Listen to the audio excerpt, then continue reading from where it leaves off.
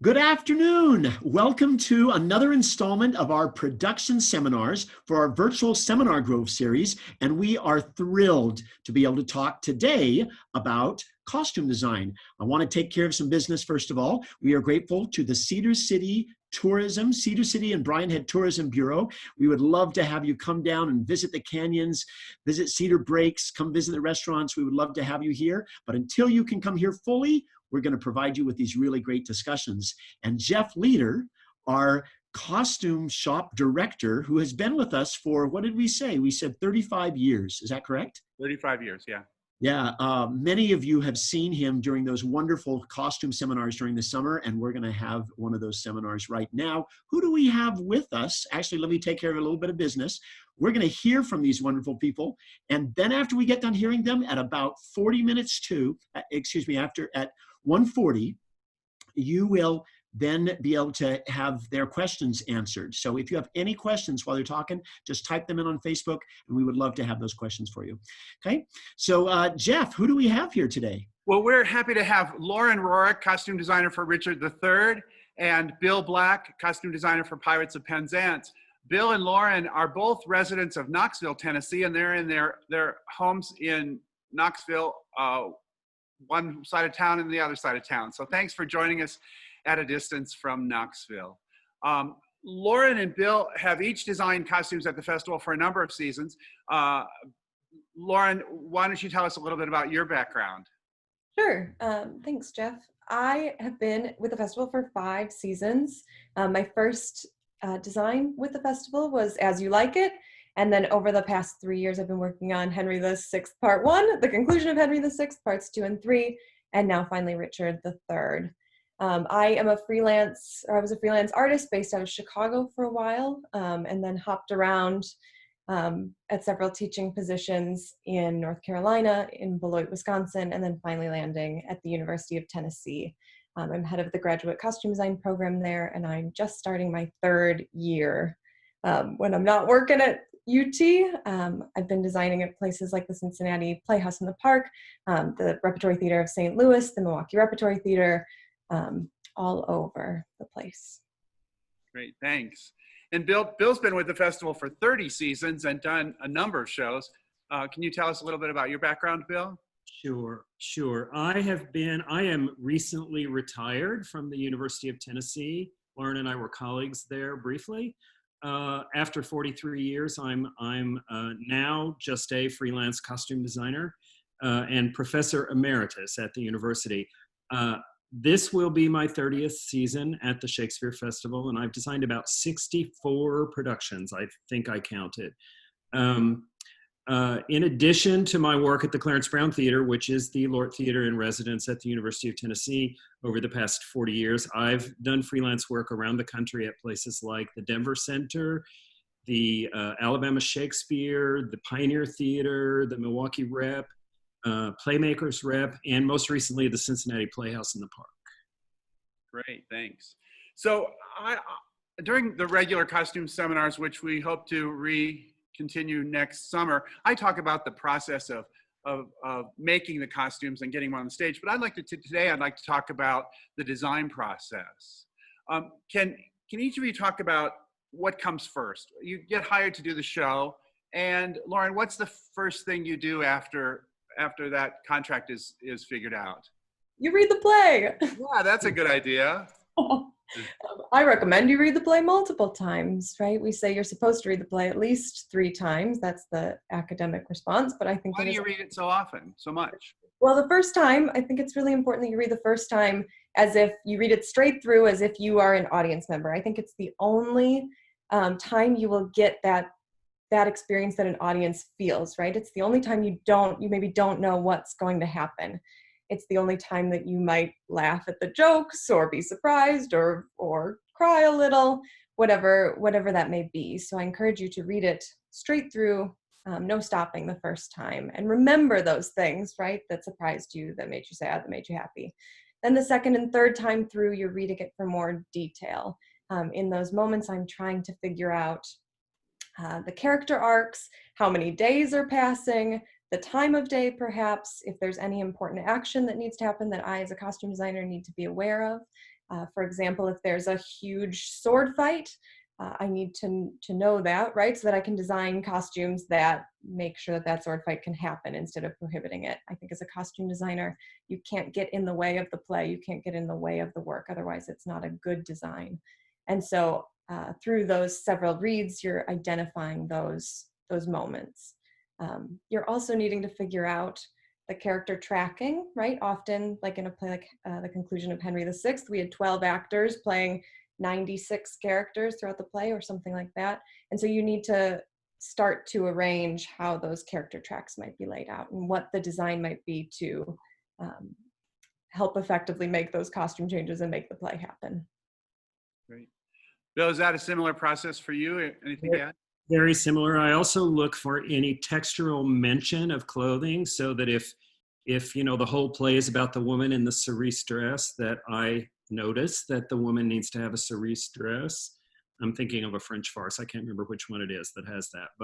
But if there are specific mentions or specific plot points that have to do with clothing, I take note of those so that I'm sure to address those, and I don't find myself in the embarrassing situation of getting to tech rehearsal and finding that some huge plot point, and this has happened to me at least once, has been missed in the design because I didn't take note of the use of a cross on a chain as an action moment, and that the costume didn't include that. So specifically in Shakespeare plays, there's always something being passed around that is a very important costume piece. It was actually Man for All Seasons, and the characters in the play are all based on historical people, of whom there are very famous portraits. And so I based the costumes on the portraits. And Archbishop Cranmer was not wearing a cross on a chain in the portrait, and so he did not have one in his costume. And there is a 3-page action that takes place with that cross, that when I got to know what does the cross look like, and I said he's not wearing one, I looked like a fool. So. I did a production of Lesson from Aloes years ago, and I was working from one version of the script, and the stage manager and the actors had a different version, and there's a mention of her putting on some pearls, and I didn't have any idea what they were talking about. And I reread my script 3 times to figure out what they were talking about, and then finally realized. Find the pearls, right? So it's a good idea always to work from the same version of the script that everybody's working from. And that's not, there are cuts that happen, there are rewrites that happen if it's a new script. So that's a critical aspect. And we count on our stage management team and Tanya Cyril to make sure that we're accurate in that way. Don't forget that if you have questions in the audience, please let us know. We'll address them at the end or as we go along. But if you have a question or wanted to let us know you're out there, please do. So then you have to get these ideas that you're developing in your head communicated to the director and the rest of the design team. Bill, can you talk about what happens next? Well, the first decision is to decide what the play's about and the context in which we're going to tell the story. I always say context is everything, and the answer to every question in the play will depend on the context in which we set the play. So in discussions with the director and the other members of the team, we discover that context and answer a lot of those questions. And then that sends you to research. And you do research. And I like to do my research. I collect a lot of pictures and read a lot of things. And then I set that aside. And I read the play again and try to imagine or visualize the play with that research in the back of my mind, so that I'm not just finding a doublet and drawing it into the play, but I've looked at a lot of doublets, and so I have a kind of world of doublets in my head. And as I read the play, I see it like a movie in my mind, and I just take note in my mind of which doublet, which character is, or what the doublet the character is wearing looks like in my mind, and that's where I start. And then of course you have to develop from there, but that's how I basically started. Is that sort of how you go? Yeah. And so you're not doing museum reproductions of clothing, even though they might have a historical reference, like the Archbishop or so. You're interpolating them and helping create the character to tell the story, right? Yes, and I think because we are contemporary people telling the story, to contemporary people, you can't help but also include a contemporary lens through which we're seeing those clothes. If you get too, in my view, if you get too particular about being absolutely historically accurate, sometimes you put up a wall between the story and the audience because it's the world becomes too peculiar. And what they remember or think about while they're watching the play is how peculiar the world is, as opposed to what is the relationship that the people have and the situation in which they find themselves, which is really what the story generally is about. Lauren, Richard, or the Henrys that you designed had a jump through all sorts of periods. And I think the plans for Richard kind of have a contemporary bent as well. Do you want to talk a little bit about that? Yeah, of course. I think very similarly to what Bill was speaking about, our ideal standards of beauty have changed over the years. And so as costume designers, we need to respond to that. And for the audience to connect to the source material, I completely agree that you need to not be perfectly historically accurate. That presents in my work often as sort of a streamline, what I call streamline medieval, right? Where we're taking historical silhouettes and we're designing them and creating them out of very modern textiles with very modern lines. So fewer lines, fewer bulk, right? We often lose hats because hats, specifically medieval hats, tend to not connect with a modern audience so well. We tend to think that they're a little goofy looking. And so finding ways that the audience can connect, that it looks familiar. I also think that connections to Game of Thrones and other modern entertainment helps the audience to connect with that period silhouettes, right? We know that show, we really like that show.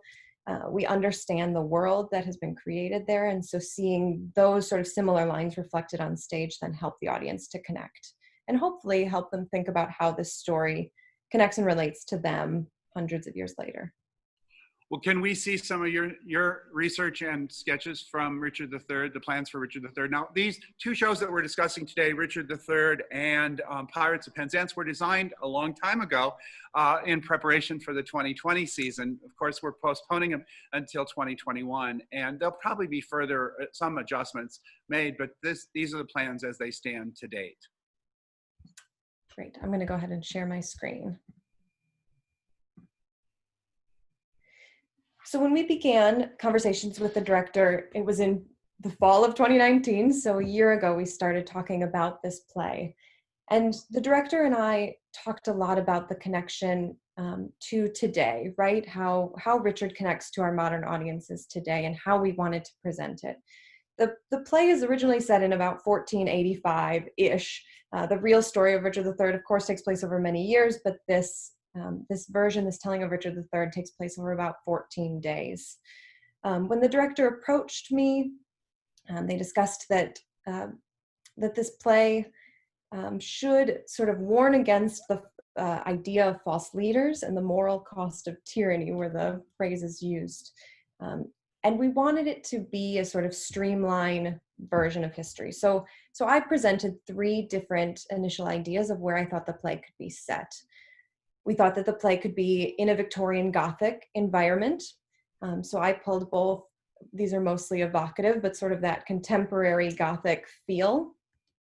Again, you can see here that we're seeing a lot of streamlined lines. We're seeing a very constrained color palette, a very tight color palette. It's very dark. Then I presented an idea of a streamlined Tudor environment. Again, you're seeing here no primary research. It's all sort of evocative.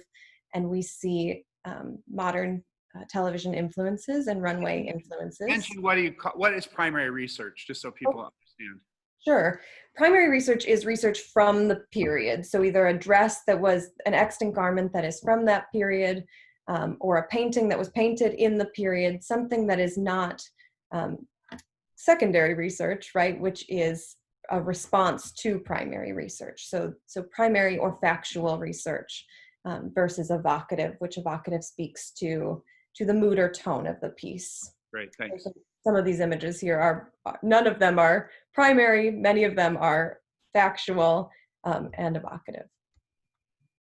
And then finally, what we ended up landing on for Richard III, which is streamlined medieval, again, being really inspired by Game of Thrones and Alexander McQueen runway shows, lots of modern textiles with sort of medieval lines being sort of these long gowns, right, that have princess seams and longer garments for the men, longer doublets.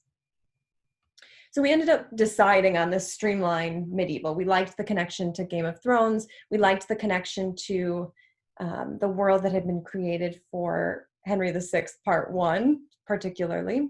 The conclusion of Henry VI, as Jeff mentioned, jumped in time, but started in sort of this medieval world. So we landed here. Then what happened next for us is that we talked about a color palette.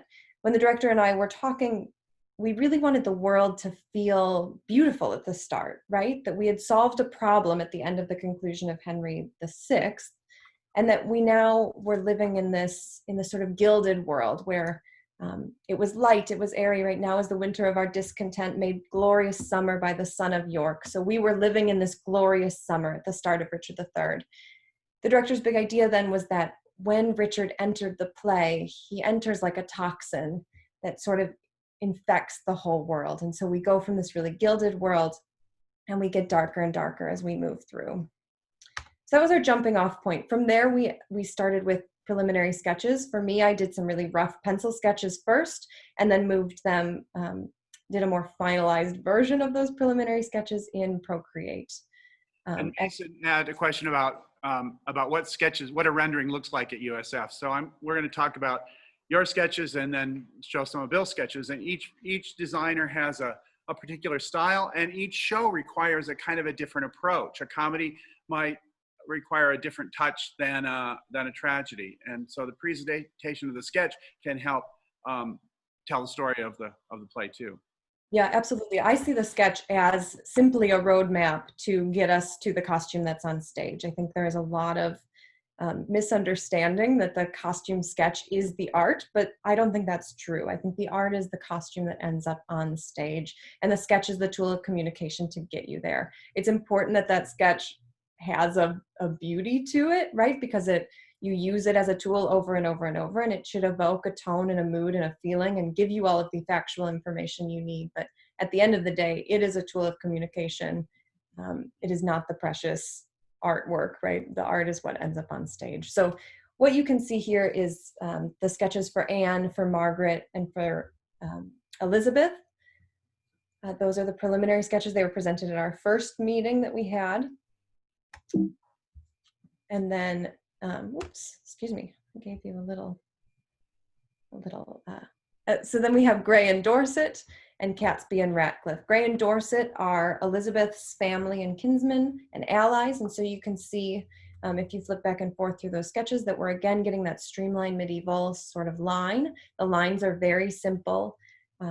We'll be playing a lot with texture in the fabric.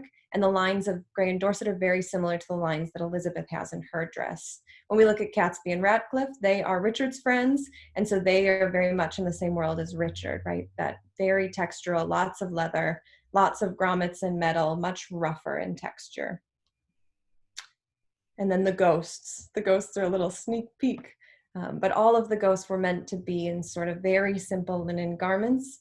For those of you who saw the conclusion of Henry VI, this is the same look and silhouette that Henry was murdered in. And so it was important to us that we could bring that back. And of course, each ghost that came back would be sort of in all very neutral colors and then have blood stains to reflect how they were killed. So then after we do our preliminary sketches, then we move into the rendering. The rendering is just adding color, adding detail, adding texture. All of my renderings, you can see they're kind of moody and dark. I think that speaks to the tone of Richard III, right? That some of these clothes will start in these beautiful gilded tones and then they get darker and darker. My sketches are done in a combination of Procreate and Photoshop. They're all digital renderings. This is something that works really well for me. Bill and I are great examples to show today because our rendering styles are very different. But these are my renderings. So this is for Edward and for Clarence, Richard's brothers. And then we see the final renderings for Anne and Elizabeth. So you saw those preliminary sketches earlier. And then we go into color. the Duchess and Margaret. So again, you're seeing these sort of really simple lines, really clean silhouettes, and really beautiful gilded modern textiles. And then Stanley and Hastings. I think the most complicated part of designing Richard III is designing the character of Richard III. He is really a complicated character, right? And the director and I spent a lot of time talking about how he would be portrayed. There's lots of research recently that has come out, or I guess not so recently anymore, but that has come out about Richard's scoliosis and what was happening with his spine and how he actually looked. And so we had a lot of discussions about, do we want these deformities to be quite small, or do we want them to be very pronounced? So we looked at lots of research of how other people had portrayed Richard III, looking at portraits and looking at Richard's skeleton, and then coming up with the design for Richard. So we had decided that it was really important to us that his left side be totally sort of immobile, that there was no symmetry to Richard. And so what you can see here is that we've bound the leg and the arm. The arm is sort of frozen in position up near the chest. We've built these sort of armor pieces that will protect him, or that he hopes will protect him, and then really playing up that asymmetry with a longer doublet, different boot styles that add bulk. And then, of course, the crown. The crown becomes very important in these plays, right? Who has it, how it's being passed, who's wearing it. Specifically in Richard, many kings wear the same crown. So that was a little insight into our design process. Again, it takes a really long time to create these designs, to get through all these meetings. And then, of course, there's lots more work to do once you get into the room and start working with the actors, because the actors are the ones who are going to have to wear these clothes and create these characters. And so I want to enhance what it is that they're doing. And so there's a lot of collaboration that happens once we get to Cedar City. That is collaboration between the actor and the designer. Great, thanks, Lauren. Thank Bill, can you show us your plans for Pirates of Penzance? Sure, let me just share the screen. Mason, if that addresses your question, great. If you have a follow-up, let me know and I'll see if we can address it.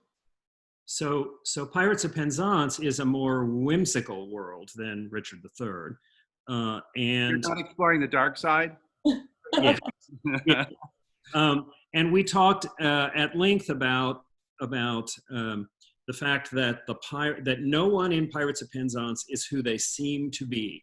The pirates are actually noblemen who have just taken the wrong path, and at the end of the play they sort of come around and assume their rightful stations. And the police are supposed to be the protectors of everyone, but they're actually chickens. They're terrified of everyone, and in this production they express that terror by tap dancing.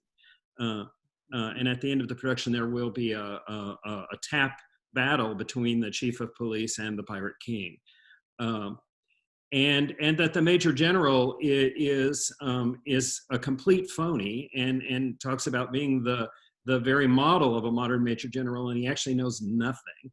And Ruth is Frederick's nursery maid, and Frederick is a pirate because Ruth misunderstood her instruction to apprentice him to a pilot, and she apprentices him to a pirate instead, and in her shame goes along with him because she's afraid to go back and tell what she's done. So that was the basis for the whole thing. We talked about it being important that the pirates were individuals who had each chosen to be a pirate, and so there were a lot of different kinds of pirates, and that they had costumed themselves as the kind of pirate that they most thought they wanted to be. Let's see. So we have the pirate king, who is not very smart and all about being in charge, and is sort of bold and brash, and so he has a lot of red and big boots and a pistol and a sword and a classic pirate hat with the skull and crossbones on the top, and lots of gold trimmings. And I think that all these gold buttons will be all different kinds of gold buttons because he's maybe collected all this stuff together from various places to put together in his as his costume. There's a little picture at the top of the screen that's one of the sources I used for finding various kinds of pirates. There are lots of 19th century illustrations of various kinds of romantic pirates. And these pirates are very romantic and very soft, and they cry at the idea of orphans, and they're easily taken advantage of. Frederick is sort of the operatic hero, and Frederick has become a pirate by mistake, and as the play opens, is celebrating the day when his indenture to the pirates is over, and he's about to be made free. And so he is sort of true blue and every bit the operatic hero. Then there are, too quickly. Then there are the other pirates. Samuel, who is the sort of assistant to the Pirate King. He's the ensign. I'm particularly fond of Samuel because long ago in a production of Pirates, I played Samuel. And then there's a variety of other kinds of pirates. I've pictured 3 here. There will be probably about 10 other pirates, and each one will be some individual variation on the various kinds of pirates that you might imagine. And every pirate has a weapon, and they're all different. So there'll be no 2 swords alike, no 2 pistols alike. Samuel is pictured with a crowbar and some skeleton keys because there's a lyric about crowbars and skeleton keys. Here is Ruth, who in Act 1 has become as she says, piratical maid of all work, because she's come along with Frederick to his apprenticeship, and so she's just tried to make herself useful so they wouldn't get rid of her. In Act 2, once Frederick has left, she becomes one of the pirates. And so her pirate costume, she makes herself a pirate costume, and it is made out of the flags from the various ships that they have captured in their adventures. So I looked around for different kinds of flags from places around the British Isles. Penzance is off the south coast of England, and so I imagine that their zone is not that large, and so most of the flags are from around the British Isles. And I fashioned a skirt made out of those flags as if that's the only fabric that she has access to. It is a play takes place in the 1870s, and it is bustles, or 1880s, and it is bustle style. And so she has fashioned a bustle style dress out of flags. And in the bottom of the screen here is a photograph of the actual skirt that we're going to use. We were preparing this production for the past summer, and so I had gotten this far in the crafting of this skirt, so it's ready to be, and Jeff is holding up a piece of it there. It's already in Cedar City waiting to be adjusted and fitted to the actor who will play Ruth. The Major General, I imagined as a British colonial in India, just because there were lots of those in the 19th century. And so his costume is khakis with a pith helmet and riding boots, and his umbrella that he brings in the sketch looks red, white, and blue, but it will actually be a black umbrella that when he opens it will have the Union Jack on the inside. And you can see there the research for where the idea came from. In Act 2, it is nighttime, and the Major General can't sleep because he feels guilty about having lied to the pirates. And so we see him in his night clothes with his teddy bear and his nightcap, and we understand what a kind of lovingly phony person he is. He has a number of daughters, one of whom is Mabel, who is the soprano in the piece, and Mabel is the one daughter who will succumb to Frederick's charms, even though he is a dreadful, awful pirate, because he plays on her sympathies about someone taking pity on him, and she takes pity on him. And they sing beautifully together. In Act 2, the daughters appear in their night clothes as well, and so Mabel's costume will be largely white with some red trim so that she and Frederick are red, white, and blue like the Union Jack. And her nightgown will be trimmed in that same red. Her sisters will be in various other colors. And in my imagination, there is a pink one, a blue one, a yellow one, a lavender one, a green one, and a peach colored one. So we have the entire spectrum in this flower garden of the Major General's daughters. And each of their dresses will have individual details so that they are at once a set of something, but each an individual. And they'll have all of the usual Victorian things, parasols and little handbags and whatnot. And then in Act 2, they are all in their nightwear, and their nightwear will have that same kind of variation and ribbons to match the colors that they wore in Act 1 so that we can keep track of who is who. And of course, they all end up with a pirate suitor. There is also, and here are some of the bonnets. The bonnets were also already in production when we had to postpone, and so the bonnets are ready and waiting in Cedar City for the daughters to arrive. And you can see the variety of color that's happening there. We have a regiment of police, of English police, each of whom will be a tap dancer. An interesting detail on the police is the little black and white, I'm pointing to this like you can see me pointing, but a little black and white striped belt on the sleeve of their jacket. This belt is called a duty strap. And an interesting thing I learned about Victorian policemen is that they wore their uniform at all times, and the little black and white stripe told you whether they were on duty or not. So in the play, they're on duty. They will have the little black and white stripe. And their shoes will be tap shoes. And the last sketch is a sketch of Queen Victoria, who may make an appearance at the end of the play. The police charge the pirates to yield to Queen Victoria's name. And the one thing the pirates will yield to is Queen Victoria's name, because they, above all else, they love their queen. And so we are planning to have Queen Victoria appear at the last moment and possibly end up as the suitor for the pirate king. So it's much more whimsical and silly than Richard, and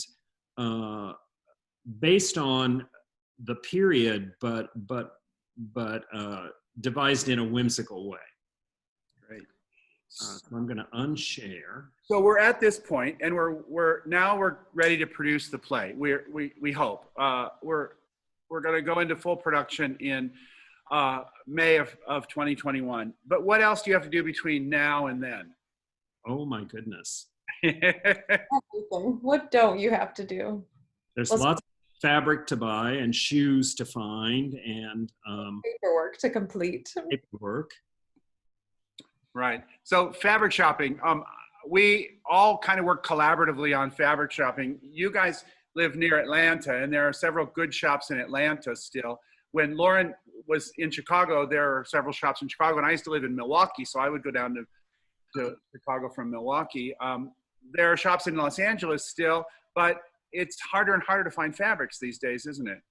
It is. It is. I largely shop in Atlanta anymore. I used to shop in North Carolina, and there was a place in Nashville that I shopped, and a place in Louisville, Kentucky that I shopped. And but I largely shop in Atlanta now because I've discovered a couple of really good places there where fabrics are where they have a large variety of fabric and the prices are actually very good. And so you can do kind of one day, one stop shopping and get a whole lot of the show. The other option is mail order. Yeah. What about online fabric shopping? What do you think? Well, I find that it's a very useful resource if you have the money to do it. I think that it is, not only are the fabrics often more expensive, but you're often having to buy a few pieces because you might not get exactly what you thought you were getting if you just ordered the whole thing without getting a swatch, or if you have the time, you can order a swatch and then hope that by the time you're ready to order, they still have it in. I think it's a great resource, but it's also unpredictable because of the time and the cost associated with it. And I don't like to buy fabric that I can't touch first. I mean, it's hard for me to buy fabric that I can't actually touch. Sometimes the fabric store will tell me, my 2 hours in the fabric store will tell me what the fabric needs to be. You know, I think of a fabric store as a theme park kind of, and I ride the I ride the aisles, and the fabric will just jump out and say, I'm the fabric that you, and sometimes that one piece of fabric will determine what the whole rest of the show is going to be like. Bill and I like to go fabric shopping together, and we'll often swing fabric around from across the store, shouting at each other, what does this look like from a distance? Well, the thing, Bill and I have been doing this for a long, long time, much longer than you, Lauren. And Sure. and there are things that just aren't available any longer that we thought of as staples and standards that just can't be found. And I think also, because I principally shop at these two places in Atlanta, I'm there, at least I had been there. I haven't been there in 6 months now, but I had been there often enough that I just know what's in the store. And so as I'm drawing, I'm just naturally drawing things that I kind of know are there. Because it's true that a lot of things that were just standard things don't exist anymore. No one has them anymore, because clothing has become disposable in a way. And because so little of it is made in this country, the access to fabric is a lot more limited now than even 25 years ago, when even in Knoxville we had 9 fabric stores. Now we have 2. Another great resource is if you have friends, or you can hire someone in New York to swatch for you. Usually if there's that one thing that you must have, they can usually find it somewhere in New York if you have somebody who can do some digging for you. Well, I used to go to New York and shop, but the thing is that the shops in New York are fading away as well. And as I learn more about the Los Angeles market, there's more sources there that still, who knows what's going to be like when this is all over, but there are places there that have the same stuff that we could find in New York, but at better prices. And with the fabric district moving out of, away from 34th Street and moving to 38th Street, moving to Long Island City, it's rents in New York keep going up and up and up. So do the prices. It's tough. Well, the challenge is, the thing about, for me, this isn't universal, but for me, the thing about being able to shop in Atlanta is that I can make a trip to Atlanta a lark for myself. And the cost of going there doesn't seem, but to go to LA to shop, the cost of going to LA and staying in LA long enough to shop makes the fabric more expensive than it would. Anywhere you buy it, you have to also add shipping it to Cedar City, and so you can never tell what the fabric really costs because of all. Well, hopefully now that I'm closer to Los Angeles, I can get to LA. I thought I would be able to go to LA easily these days, but of course can't now. But it's an easy trip from here to Los Angeles, and a nice diversion. A couple days off, stay with friends, and do that. So I hope I can help in the future. So we go into the shop, and there's a whole team of collaborators and artisans who are helping take the sketch from the page to reality. There are drapers, first hands, craftspeople, stitchers, painters and dyers, and all the people who collaborate with you all to make it real. Are there examples you can say about how something has changed dramatically through that collaborative process, both with the artisans who are making the clothes and the performer who's wearing it? Can you tell a story about how things might have changed from your initial plans? Because you don't always. They certainly do change. It's still not stone. It's still an idea. They certainly do change, and more often that change happens because of either an opportunity or an obstacle presented by an actor, by the needs of an actor. And I don't mean that somebody's being difficult. I mean because there's a discovery in rehearsal about a particular skill that an actor has that can, that will enhance the performance, and that requires a costume support.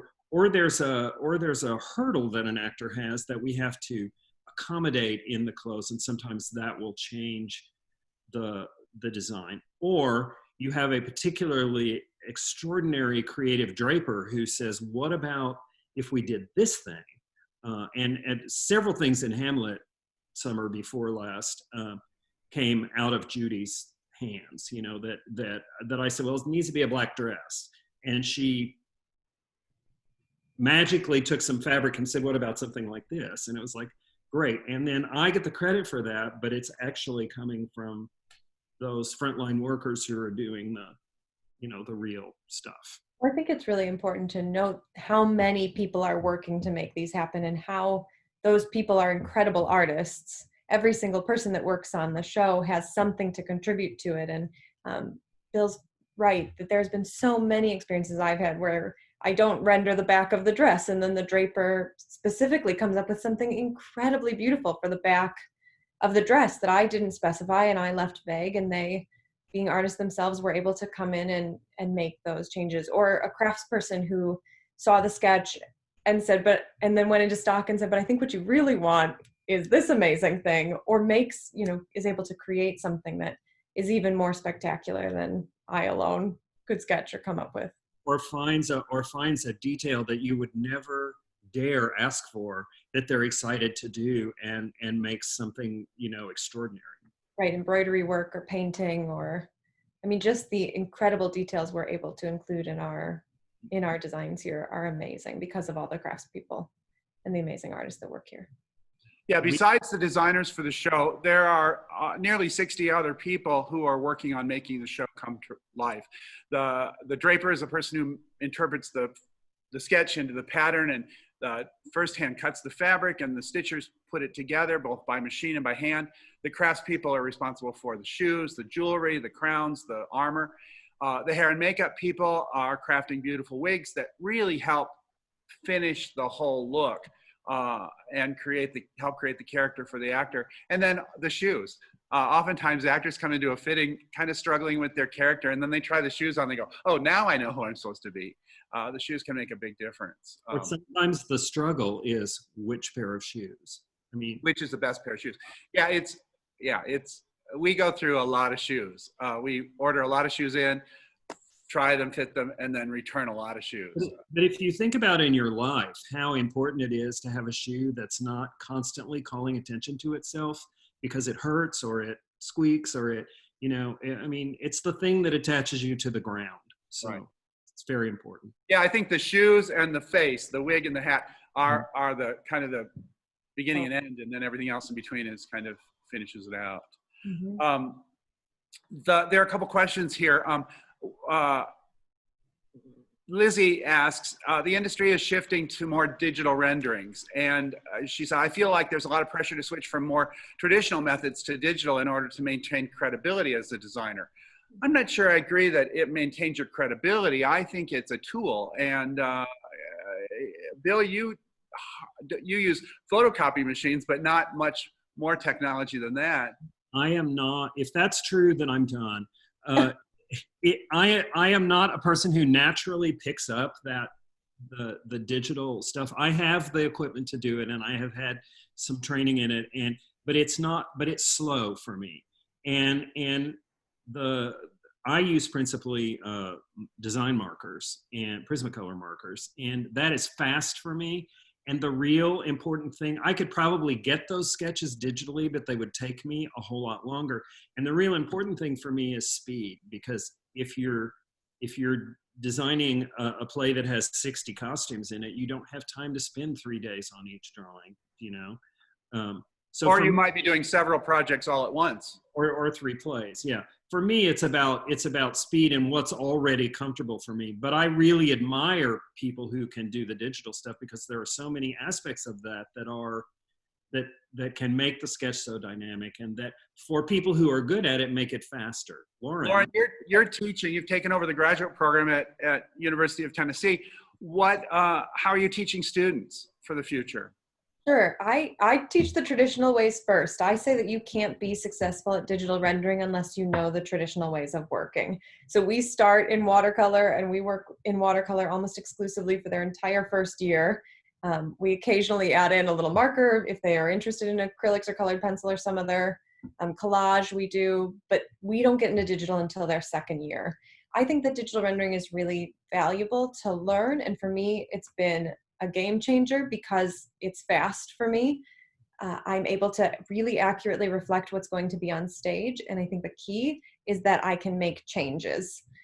So I was spending a lot of time re-rendering a sketch when a director made a change or asked for a change, or after months of looking at the renderings right before we get to the costume shop and the production aspect, I decide I don't like something and I make a change. So in digital rendering, I'm able to press one button and change the color of the dress, or change the texture, or import a new fabric in based on what I find in the store. So for me, it's been really flexible, but there's a significant learning curve. It can be really challenging to get started with it. And it's not for everybody. And I don't think you lose, in my opinion, you don't lose credibility. It's a tool of communication, and it's about how you best communicate with your director and the costume shop, the design team, and the actor. A couple other questions here. Nana Cat asked, does the festival still accept fabric donations, and are such donations useful? And I say we accept all donations. I accept them with the caveat that if we don't find them useful, I'll pass them on to someone who does. The university, a community theater, or some other place in town, if you expect that whatever you donate is going to end up on stage next season, you might be disappointed. But if you are willing to add to our collection and maybe see it someday down the road, I'm happy to have it. We also accept costume jewelry and other items that are useful, but things that may not be useful to us are shoes, because usually they're worn and we want to make sure the shoes are safe and comfortable for the actor to wear. So we may not utilize those, but we're happy to have any kind of donations. Thanks for thinking of us about that. Regarding thrift and vintage, it depends on the play. At the festival, things run so long that often vintage clothes from the 1930s are too fragile and too delicate to utilize. Even though they might be perfect, they might be complicated to get into, have a difficult to get into, or delicate in nature. So we might remake it in a way that that would survive the rigors of the stage. You might be surprised that the clothes that we make on stage are built for strength as well as for beauty, but they're built for strength, so they hold up. We want the show to look exactly the same on closing night as it does on opening night, and we spend a great deal of effort in making sure that that happens. They generally do. And they do, yeah, even down the road. We have a nice stock of things out in a warehouse in the desert. Luckily, we're in a dry climate. There's no air conditioning or heating out there, so the climate helps us. If we were in Tennessee or Alabama, our clothes would be a whole different story. But we have a large collection of things that we've collected over the years, things that we reuse. We repurpose a lot of things like petticoats and tights and boots and armor get reused a lot. I think that the nightgowns that we made 20 years ago for Pirates of Penzance, the last time we did it when Fred Adams played the Major General, might be repurposed for this production. Yeah. And so those are hanging out in stock. Michael asked, what advice would you give someone interested in becoming a costume designer, and what other positions are there in the world of costumes? We talked about a few of those, all the other people that add up to getting the costume on stage. But do you guys have any advice about the path that one might take these days? Of course, they would want to go to the University of Tennessee for graduate school because that's the best program in the country. Sorry, everybody else. Well, I agree with that wholeheartedly. And I also would say try and learn as much as you can about everything else. Like I mostly look for students that know a little something about art history, or are interested in art history, or interested in art, are interested in music, are interested in history, are interested in architecture, in all sorts of other things, right? I'm looking for sort of a global artist and a well-rounded student when I'm picking for graduate school. And I think that those people make the best costume designers, who've had a little life, who have traveled, who have experienced things other than just making dresses or just costume design for their whole life. I was one of those, What we are storytellers, and you have to have a story to tell before you can tell someone else's story, I think. And so understanding that process is critical. I think you're right. Draw every day. It doesn't mean you have to be Michelangelo, but draw every day, because communication is key. And drawing, even if you're doing it digitally, you still have to be able to draw. So draw every day. Anyone can learn to draw. Yes, it is a learned skill. It's a technical skill, but you need to, just like everything else, you need to do it every day. Good advice. So how did you make the jump from, I don't know, Lauren, your process might have been a little different, but starting out as an educator, and then how did you get hired as a professional? But you worked as a professional before you were an educator. So can you talk a little bit about that process? Sure. That's Lizzie's question. Sorry, that's Lizzie's question. Great. Thanks, Lizzie. I was odd, I think, in that I knew I wanted to be a costume designer from very early on. I knew that's what I wanted to do. I loved storytelling. I loved dressmaking. I loved anthropology. I loved studying people, right? So when I found out that I could be a costume designer when I was a freshman in high school, I said, yes, that's what I want to do. So I really got involved with my high school and with organizations in my community, and I kept working on that. I was very lucky, and I think that a lot of people's stories are similar to this, is that I made a lot of great connections along the way in my education. And I kept up with a lot of those people that I had met, that I had worked with either as a student in undergrad or in grad school. And so when I graduated, I had worked on a couple of projects in graduate school that then got picked up by Lord Theaters, and I was able to go to those regional theaters and design plays with those directors that I had worked for. So I think for me, that transition, it's about making connections and doing really great work every step of the way, right? No matter what level you're working at. I worked at a theater, the Illinois Shakespeare Festival. I started as an apprentice there and then ended up designing there 5 years later and designed there for 3 seasons. So I think, people want to work with good people, and people want to continue to work with people they like and who are talented and who bring a lot of joy to the room and to the work. So that was, I met great people, and I've continued to work with them often throughout my career. Right. Good. Well, and you started here as you assisted somebody who had to leave before dress rehearsal, and you came and assisted someone, and then. Yeah, and then the next season I was designing. Yeah, exactly. Bill, how about you? Your process is a little different. It's a lot different. I started as an actor, and as a child actor, actually. And I was a person who acted. I was a person who, my grandmother taught me how to sew, and I was training to be an art teacher. And I always say to people, if you put actor, stitcher, and art teacher in a blender, what comes out is costume designer. I was encouraged by good teachers in college to go to graduate school because I was setting up to be an elementary school art teacher. And I went to graduate school and met some folks, and I went from graduate school to a professional theater that happened to be on a university campus. And I was the costume shop supervisor and the draper and one of the resident designers. And 7 or 8 years into the process, I got appointed to the faculty, and 25 years later, I was the artistic director. And along the way, I met directors who took me to other theaters, and I developed my professional career outside of my home theater that way. And then I met Jeff Leder on a bus one time and started working at the Utah Shakespeare Festival, and the rest is history. We have to thank our friend Rick Vinoy for that introduction on the bus from Manhattan to the Newark airport, I think, or somewhere. It was such a good story. But the connection here, the similar part of your stories is the director. You have all gotten jobs because of your connections with directors, and you might have had directors in undergrad or graduate school who then went on to become directors at small theaters or big theaters. Bill used to have a department chair who was who's now become the artistic director at the Guthrie. Is that right? Yeah. No, when I was department head, I hired him to direct a play at our theater, and this is Joe Hodge you're talking about. Right. Yeah. And as a result of that, he hired me at another theater, and now he is at the Guthrie. Right. Yeah. So those connections keep going. So keep them up. Don't burn your bridges, and be kind.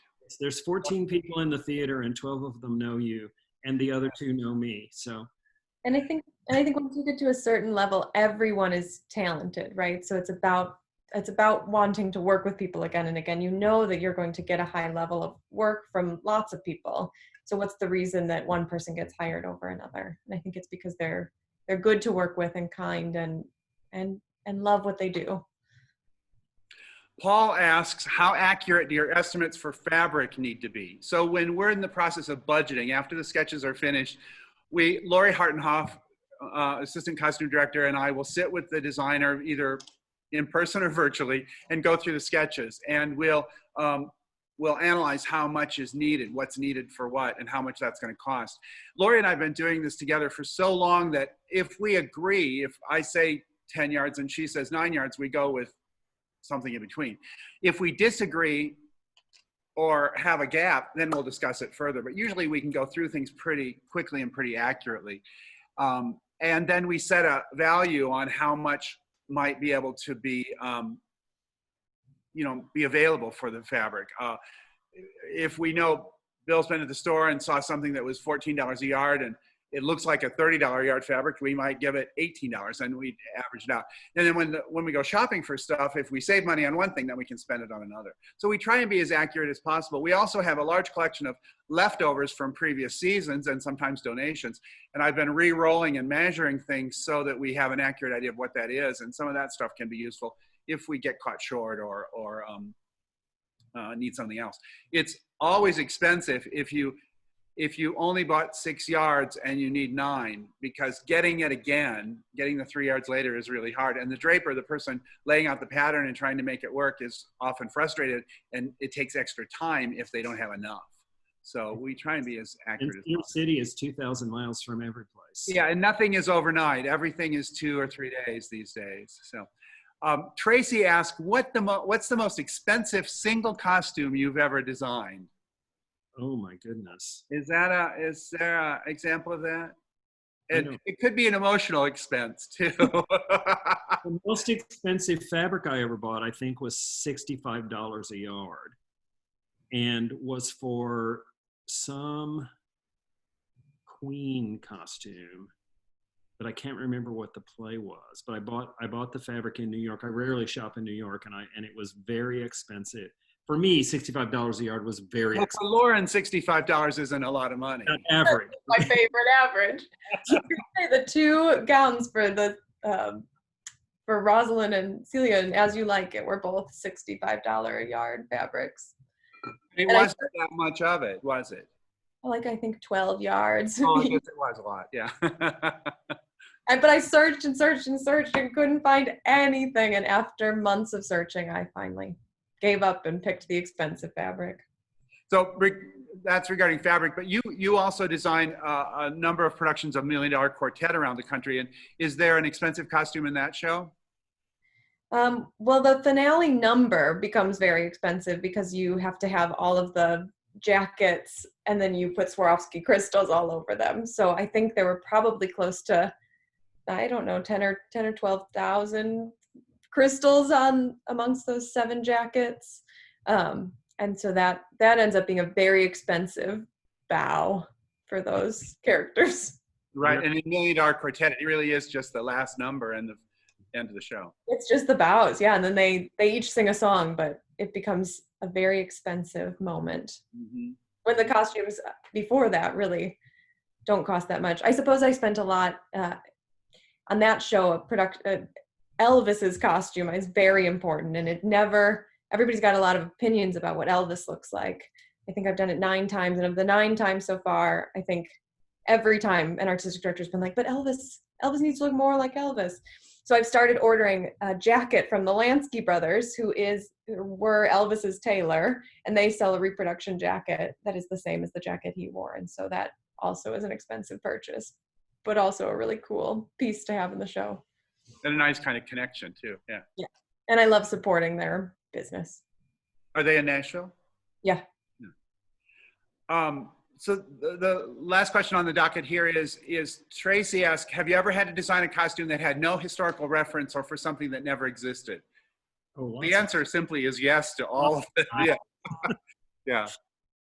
But interpolating the historical research and it still has to have a context. So you still have to, even if you have to invent the history or whatever else is going on in the play provides a context for it. So there's some kind of, the worst thing somebody can say to me is period costumes that aren't period costumes, because I don't know what that means. Everything.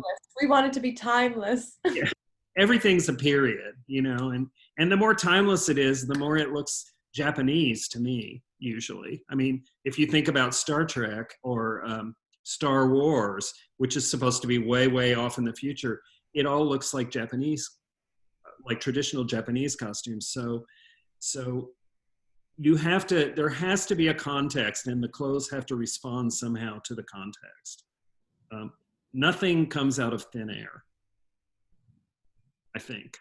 I think you're right. So Michael's back, and we've come to the end of our time. So I'll say thank you, first of all, to Lauren and Bill, and I hope that all of you who are watching will come and visit us next summer at the Utah Shakespeare Festival. It was great fun to be here. Yeah, thanks for having us. Thank you. We are so grateful, Lauren and Bill and Jeff, for all of your many years of work. You're going to love looking at the comments on Facebook. I was able to jump off and watch and see all of those. And we have many old, I'm going to say veteran friends. We have many, you'll see costumers and others there, and we're grateful to have you all there. Let me take care of some business, and then we'll close officially. To next week, next Thursday, Patrick Page will join us at 10 o'clock. And so please join us for that discussion. We'll talk about the stellar roles he's played, both Broadway and Shakespeare, and his time that he was here in Utah. And then on Friday, we're going to talk about sound design with Joe Payne, who both of you know as well. Yeah, that Tennessee, we're really, It's the University of Tennessee West, isn't it? Yeah, absolutely. So please join us Friday at 1 o'clock for that. Thank you to the Cedar City Bryan Head Tourism Bureau. We're grateful for your help and support here. And thank you, patrons, for doing this. So do the following for us. Please share this with your friends. You can actually find this by going down to bard.org, going down to Virtual Festival. You'll find the link that will take us to our YouTube, and feel free to subscribe to that and share that with other people as well. Lauren, thank you. Bill, thank you. Jeff, thank you. And we will see you all. God bless. Thank you. Bye. Thanks.